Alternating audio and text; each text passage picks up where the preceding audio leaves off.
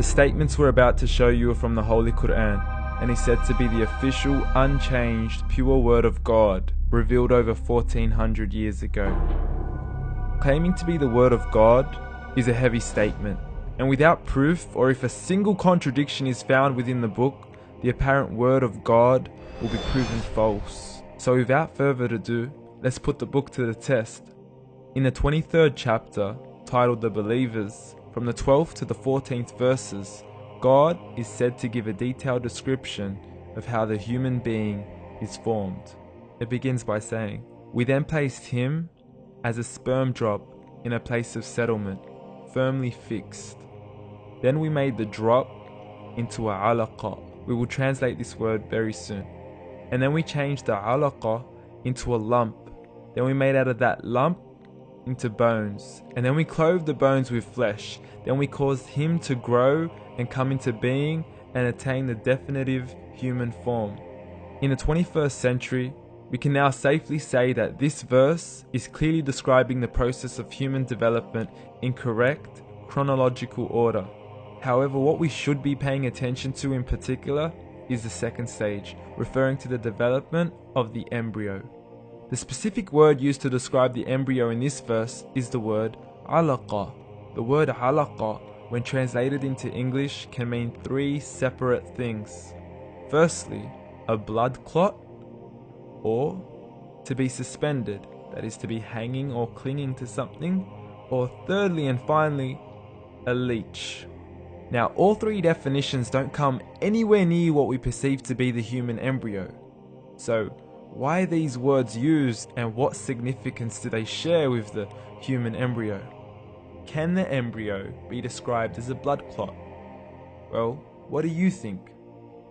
In the third week of embryonic development, a tubular heart joins with the blood vessels to form a primordial cardiovascular system, and by the end of the third week, the blood is circulating and the heart begins to beat on day 21.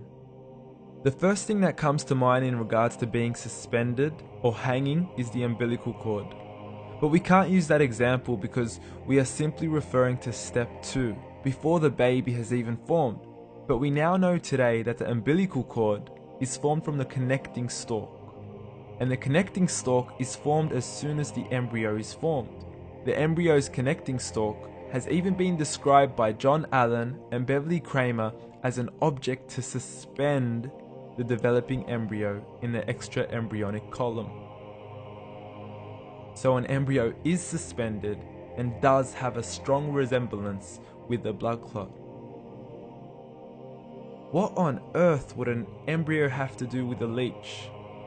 Figure A shows the structure of an embryo at 25 days. Figure B shows a leech. Now please note once again that the embryo in this stage is no greater than the size of a kernel of wheat. This is an X-ray of the embryo at 22 days. This is the internal structure of a leech. It's mind-blowing stuff, but you still haven't seen anything yet.